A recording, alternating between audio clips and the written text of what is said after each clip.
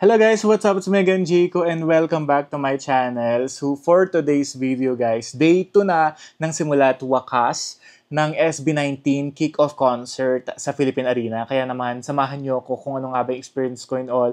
Tingnan nyo naman guys, kakagising ko lang and all. And nag-alarm ako ng 10 a.m. hanggang sa 11 a.m. and then nag-queue na ako. At ayun na nga ang aking struggle era or struggle time dito sa aking experience. So samahan nyo ako guys. Ayan na guys, so pang 693 ako and you're now in line. Ang ginawa ko kasi guys, 11 a.m. pa lang, nag-queue na ako and then I had 2 devices. Tapos yung sa iPad ko, yun dito, 1,900. Check natin. O, nasa 1886. Pero kanina, ano lang yan. Nasa 19 ako niyan. Tapos, dito sa phone ko, ayun guys, 20 minutes na lang. So, iniisip ko mag-VIP seated. Hopefully, mag-grant. At, yeah, abangan natin. Ayan guys, quick update lang. 426. Ayan, so 5 minutes na lang. There you go. Update ko kayo guys later. Oh my goodness, 400. Ayan guys, it's my turn na daw. So hintayin natin at 12:16.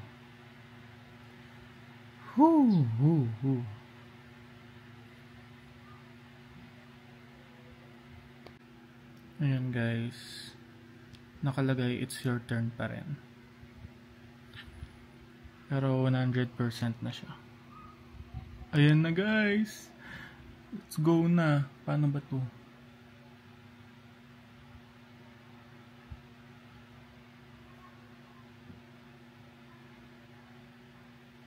Hala, may queue pa dito.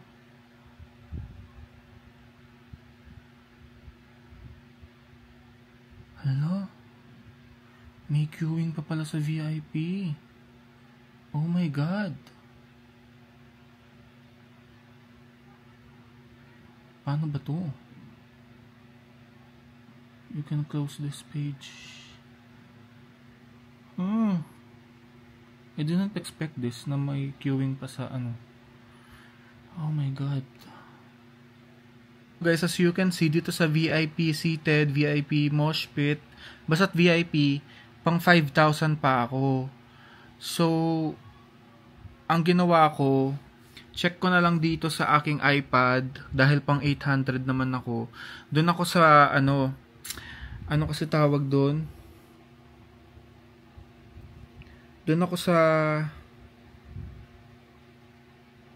lower box A premium. Let's see kung makakakuha tayo doon. Dahil 5,000 pa ako dito, guys. Oh my goodness. So yun na nga guys, sabi ko nga dalawa yung devices na ginagamit ko. And pagka-click ko nga dun sa VIP seated and mosh pit, may another queuing ulit. So I don't know if this is still the same nung last time nung day 1, no? Kasi nasa pang 18,000 ako noon. So ang nangyari kasi dire-diretso siya noon. Pagka-queue mo ng first initial queuing, direct ka na kagad sa ticket selling, ticket categories. And then nag-try din ako sa iPad ko naman, pagkatapos kong natapos yung queue, nag-captcha yung mga coding na same pictures, and then tinry ko naman yung mga lower box ba yun? Upper box, lower box, ayun. So ito na guys, ito na, ticket selling na. Ayan na guys, lower box A premium po tayo. Ayan ang aking seat. So, hello sa mga kasama ko dyan. Ayan na nga guys. Dito tayo na uwi sa lower box A premium. So, yun na nga guys ang aking experience. I want to share it with you guys para at least masamahan nyo ako kung ano nga naging experience ko dito sa day 2. Okay, so nag-alarm ako ng 10 a.m. para at least makapag-queue ako ng mas maaga. So, yun yung mali ko ng day 1. So, after that, 10 a.m. wala pa. Chinek ko sa website ng iPad, wala pa. So, naisip ko bigla gumawa ng different account dito sa iPhone ko. So, gumawa ako ng different email different number because I have 2 SIMs naman. And, ayun. So, okay na. Meron ng account. So, nakapag-queue na rin ako by 11 a.m. Chinek ko dun sa day 1 kung pwedeng mag-buy ng tickets doon. Baka naman nandun yung queuing. So, I thought nandun. So, nandun. Tama naman. So, okay na. Nag-queue na ako. Nasa pang 800 ata ako dito sa iPhone. Tapos sa iPad naman, nasa 1,100, 1,900, parang ganon. So, nauna yung iPhone, dito na ako nag-focus. Nag-focus na ako sa iPhone hanggang sa mabilis lang. Like, nasa 200 na ako noon, 20 minutes na lang and all. So, okay na. So, medyo happy kasi feeling ko makakakuha ko ng magandang seat sa VIP seated because yun yung ina-eye ko talaga nung day 1 pa. So, ang nangyari, okay na. You're now in line. Papakita ko naman sa yung mga scenes. Tapos, pagka-inline ko, meron pa ulit queuing. Kung mamimili ka kung VIP seated or mosh pit or yung mga regular, like lower box or upper box, may queuing ulit.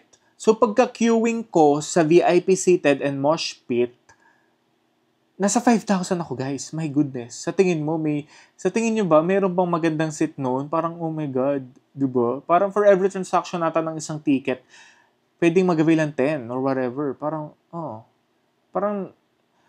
kasi nga, ang nangyari, hinihintay ko talaga yun.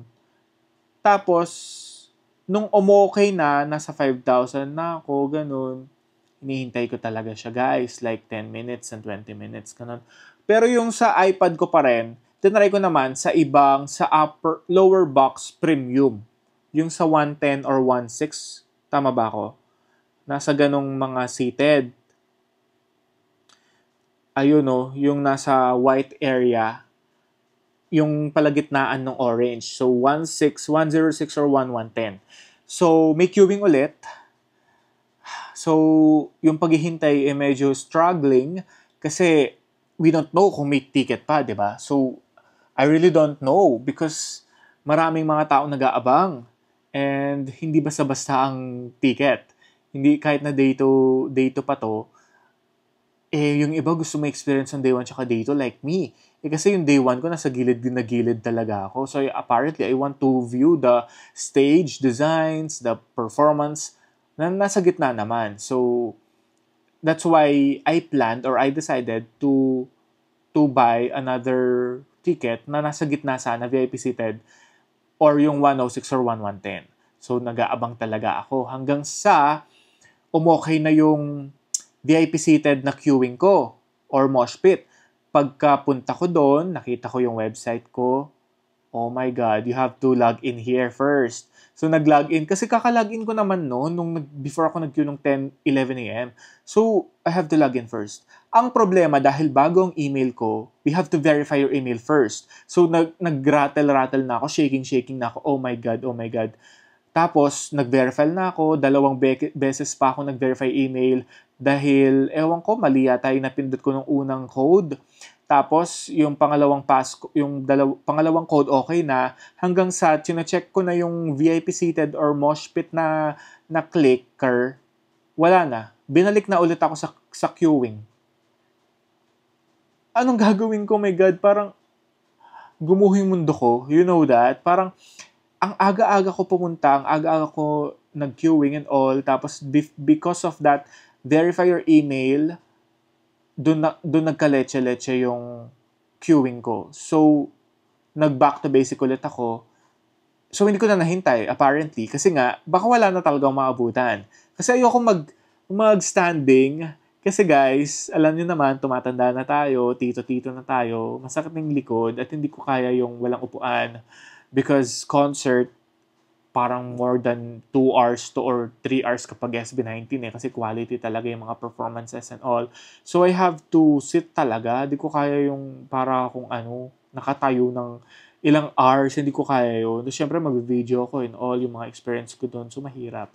So, VIP seated talaga. Kaso, parang nilalet go ko na siya because of that situation na hindi talaga siya kaya because another queuing ulit ako, which is back to basic, back to start. So, may plan 2 tayo guys, dun tayo sa iPad ko, which apparently umokay naman because that's my email and my account talaga na hindi na kailangan i-verify because that's my first account talaga sa SM Tickets na okay. Kasi last year pa, dun na ako talaga nag-a-avail ng tickets ko.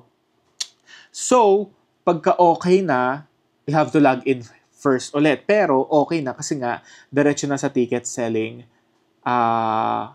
Ayun. So, chinek ko kaagad yung 106 and then yung 1110. Tama. 106 and 1110.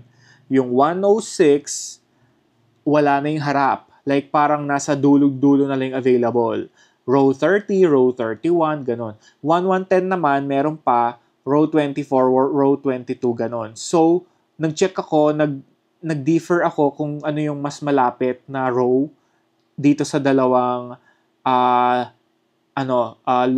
lower box. So, yung 1110 nga yung meron na row 24 ata ako. So, ayun na nga, or row 22. So, that's it. Yun na nga guys. Nasa 110 po tayo, which is close to VIP seated.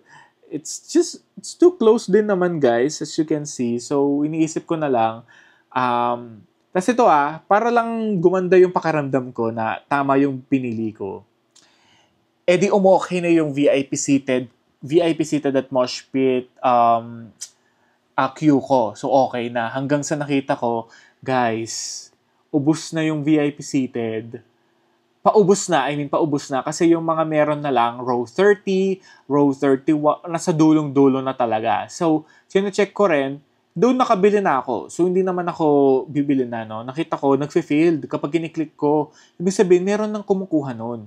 'Di ba? Parang ganun, may nagpa-process na nung payment nila, baka naka-credit card sila, kailangan pa mag-input and all. So, naka-hold. So, iniisip ko na lang, oh my God, tama yung decision ko. Kasi, kung mangyari yon, wala akong magiging tickets VIP seated.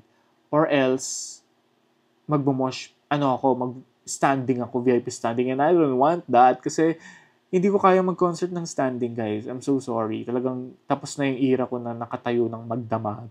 Because I can't na yung back pain ko and all. So, I think that was a good ticket. Kasi yun naman talagang ina-eye ko sa day 1 if ever na wala ng VIP seated. So, okay na kasi nasa gitna na rin naman siya. Nasa gitna, close to gitna, di ba? Kumbaga, ito yung radius, ito yung ganun, nasa ganun. Okay na yun, di ba? So, ang mahalaga, may experience mo both days. At, ayun, isi-share ko sa inyo guys, mga highlights, mga ganap nila doon. Kung ano nga ba yung mga changes ng day 1, day 2, samahan nyo ako. At, yeah. Nakasecure tayo ng ticket naman this time. It's just so happen, may mga struggle lang and all, but that's normal. May mga ganyan talaga nangyayari. And, we can't predict what's gonna happen, di ba? What will going to happen, and that was happened na. That was happened. And that happened na, yun na nga, na doon nga ako nilagay for June 1. Kaya naman mga 18 fans, share your experience as well, kung ano nga ba yung mga naging struggle nyo, kung nabigla din ba kayo sa another queuing ulit. Kasi di ba, parang as far as I remember, pagka-queue mo, yun na, direct ka na kagad sa mga tickets. Pero, may queuing ulit sa VIP Mosh Pit or VIP seated. And then, sa mga regular. So, I think that's for us para hindi masyadong mahirapan yung SM Tickets i-navigate yung mga ticket na nasa online. So, I think that's okay. That's still good. And nakita ko guys kanina, paubos na talaga yung ticket. Like, oh my God. Lalo na yung mga magagandang view. Grabe talaga yung SB19. Talagang,